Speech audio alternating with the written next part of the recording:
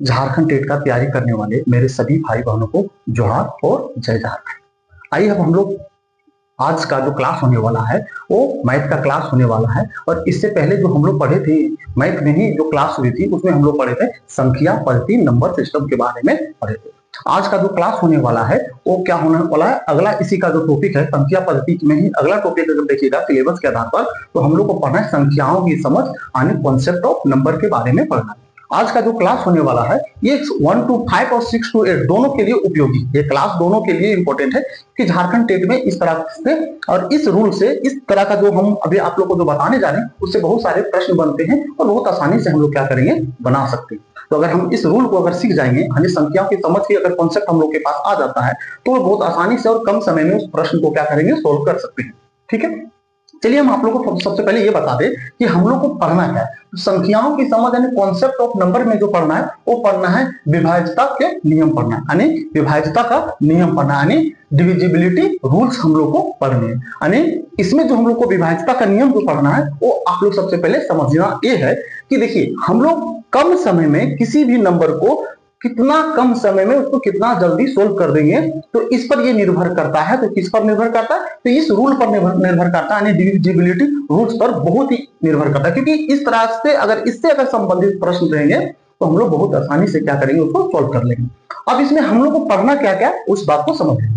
तो देखिएगा बोर्ड पर दो रूल अभी देख रहे होंगे। तो पहला में क्या दिया हुआ है, 2 से विभाज्यता और 3 से विभाज्यता। सबसे पहले हम लोग 2 से विभाज्यता के बारे में हम लोग समझेंगे। देखिएगा 2 से जो विभाज्यता है उसका रूल क्या बोलता है कि कोई भी संख्या, ध्यान दीजिएगा, कोई भी संख्या 2 से तभी विभाजित होगी जब उसका इकाई अंक सम अथवा शून्य हो। अब इस रूल में आप लोग क्या समझे कि कोई भी संख्या 2 से तभी विभाजित होगा। विभाजित ऐसा समझिए, विभाजित का मतलब कोई भी संख्या अगर हम लोग 2 से अगर भागा देते किसी भी संख्या को तो संख्या तभी कटेगा जब उस संख्या का जो इकाई अंक होगा या तो 2 होगा या तो शून्य होगा यानी 0 होगा। तो अगर ये चीजें है इसका मतलब कि वो रूल जो है, ये रूल जो है 2 के विभाज्यता का रूल पर लागू हो जाती है। यानी हम लोग इस बात से समझेंगे कि कोई भी संख्या, ध्यान दीजिएगा, कोई भी संख्या जब हम लोग के पास बहुत बड़ा फॉर्म में दिया हुआ रहता है और उस संख्या को अगर हम लोग भागा देना चाहेंगे तो भागा देने में बहुत समय लगेगा। तो बहुत समय लगेगा तो इस समय को थोड़ा सा कम अंतराल में, कहने वाले छोटी सी पार्ट में अगर हम उसका आंसर डायरेक्टली बता दिया जाए कि बताइए कि वो संख्या 2 से विभाजित है या नहीं, तो उसके लिए हम लोग को क्या करना पड़ेगा, उस संख्या का जो इकाई अंक होगा क्या होना चाहिए, सम संख्या होना चाहिए या तो शून्य होना चाहिए। अब सम संख्या होना चाहिए, क्या होना चाहिए, 2, 4, 6, 8 इस तरह संख्या होना चाहिए, है ना। साथ में क्या होना, 0 अगर आ जाएगा तो इस तरह का अगर संख्या उसमें रहता है तो क्या हो जाएगा, वो 2 से विभाजित हो जाएगा, यानी 2 से वो क्या हो जाएगा, विभाजित हो जाएगा। चलिए हम लोग इसको सबसे पहले समझते हैं क्योंकि इतने सारे शब्द इतने सारी चीजें बताएं तो हो सकता है किसी किन्हीं को ये चीजें समझ में नहीं आया हो। तो हम लोग उदाहरण के द्वारा इसका एग्जाम्पल की मदद से हम लोग क्या करेंगे, इसको समझने का कोशिश करेंगे। देखिएगा इसका एग्जाम्पल सबसे पहले इस तरह से समझ लीजिए। देखिएगा अगर हम लोग के पास कोई अंक लिख देते हैं 8, 4, 3, 0, अब इस तरह से हम लोग लिख देंगे तो देखिएगा इसमें जो है, इसमें क्या है, इसका इकाई का जो अंक है, इकाई का जो अंक है वो कितना है, इकाई अंक इसका 0 है। यानी 2 से विभाज्यता का रूल क्या बोलता है कि कोई भी संख्या 2 से तभी विभाजित होगा जब उसका इकाई अंक सम अथवा शून्य होगा। बताइए इसका इकाई कितना है, इसका इकाई अंक 0 है। अगर मतलब इसका इकाई अंक अगर 0 है तो ये देखिएगा इसमें क्या है, 8430 जो है वो कितना से विभाजित हो जाएगा, 2 से विभाजित हो जाएगा। अगर इसको चेक करने के बाद है हम लोग डिवाइड करके अगर देखते देख सकते हैं, जिससे देखिए हम लोग 2 से अगर हम लोग 8, 4, 3, 0 को अगर हम लोग डिवाइड करते हैं तो देखिएगा इसमें सबसे पहले 4 बार में ये है ना, ये 4 बार में 8 आ जाता है, ये कट जाएगा, फिर यहाँ 4 लिखेंगे, ये 2 बार में कट जाएगा, ठीक है। अब यहां से 3 बच जाता है, ये 1 बार में लगाएंगे तो यहाँ हो जाएगा 2, यहां से हो जाएगा 1। अब 0 उतार देंगे फिर हो जाएगा 5 बार में। हम लोग को ये नहीं पूछा इस क्वेश्चन में कि इसका आंसर क्या होगा, हम लोग को सिर्फ ये पूछ रहा है कि क्या 2 से विभाजिता, तो इसका मतलब कि 8230 जो है क्या 2 से विभाजित है। हम लोग को परीक्षा में इस तरह का प्रश्न दिया रहेगा कि निम्न में से इनमें से कौन 2 से विभाजित होती है या 2 से विभाज्य है। तो हम लोग को समझ में ये रखना है कि जिस संख्या का इकाई अंक सम होनी चाहिए या तो शून्य होनी चाहिए, तो वो सभी के सभी संख्या जो होगा वो क्या होगा, 2 से विभाजित हो जाएगा। ठीक है, अब और भी एग्जांपल हम लोग देखते, जैसे हम लोग के पास क्या रहेगा, इस तरह से भी हो सकता है, जैसे हम लोग के पास हो गया 2 5 से 7 2, इस तरह से रहेगा। अगर इसमें देखेंगे हम लोग सभी अंकों को थोड़ा सा देख लेते हैं, अगर हम लोग को रहेगा 5 6 8 है ना, उसके बाद रहेगा यहाँ 4, इसी तरह से और भी अंकों को देखते हैं, तो और अंकों को देखेंगे जैसे 5 7 9 और यहां से रह जाएगा 6।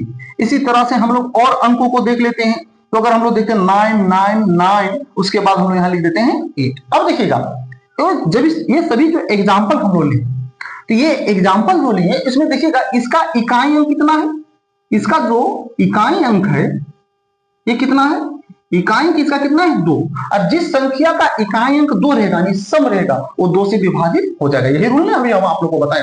तो अगर नहीं समझ पाए तो इस तरह समझिए कि जिसका इकाई अंक 0 रहेगा, 2 रहेगा, 4 रहेगा, 6 रहेगा, 8 रहेगा, वो सभी के सभी जो संख्या रहेगा वो 2 से क्या हो जाएगा, विभाजित हो जाएगा। ठीक है, इसी तरह से इसका इकाई अंक कितना है, इसका इकाई अंक जो है देखिएगा, इसका भी इकाई अंक कितना है, 4 है। अब जब इसका इकाई अंक 4 है, इसका मतलब ये भी 2 से क्या है, विभाजित होगा। इसी तरह से इसका भी इकाई अंक जो है ना, इसका इकाई अंक कितना दिया हुआ, इसका इकाई अंक हम लोग के पास दिया हुआ 6, मतलब 6 भी क्या है, एक सम संख्या है। और ये सभी के सभी आप लोग देख रहे होंगे सम संख्या है। कैसा संख्या है, ये सम है ना। और जब भी कोई संख्या सम रहेगा तो हम लोग जानते हैं कि वो 2 से विभाजित हो जाएगा। इसी तरह से 8 को देखिएगा, तो ये भी क्या है, ये इकाई अंक है। और अगर इकाई अंक जब है, इसका मतलब क्या है, 8 जब इकाई अंक मतलब ये सम संख्या है, और अगर ये सम संख्या है इसका मतलब ये 2 से विभाजित होगा। तो विभाज्यता का रूल जो हम लोग पढ़े पहला, तो 2 से विभाज्यता का रूल से हम लोग क्या सीखे कि जिस संख्या का इकाई अंक 0 रहेगा, शून्य रहेगा, या तो सम संख्या रहेगा, तो सभी के सभी संख्या जो होगा 2 से विभाजित होगा। अब देखिए, बड़ा बड़ा अगर अंक दे देता है तो उसमें हम लोग को डिवाइड करने में, भागा देने में बहुत समय लगेगा। इसीलिए इस रूल को समझना बहुत जरूरी है, क्योंकि अगर परीक्षा में अगर हम लोग को बहुत बड़ा अंक दे दिया, बोलेगा बताइए 2 से विभाजित है या नहीं, जैसे इस तरह का हम लोग के पास प्रश्न अगर दे दे, किस तरह से दे दे, जैसे हम लोग के पास प्रश्न रहे, देखिएगा आप लोग, जैसे लिखा है 8 7 6 9 4 2 3 5 6 8, अब यहां लिख देगा 2 7 2, इस तरह से हम लोग के अंक दे। अब बताइए, अगर हम आप लोग को अगर पूछ दें कि बताइए ये संख्या जो है वो 2 से विभाजित है या नहीं, अगर जो व्यक्ति, जो मेरे भाई और बहन अगर नहीं जानते होंगे तो क्या करेंगे, सबसे पहले संख्या को लेंगे और 2 से डिवाइड करके देखेंगे।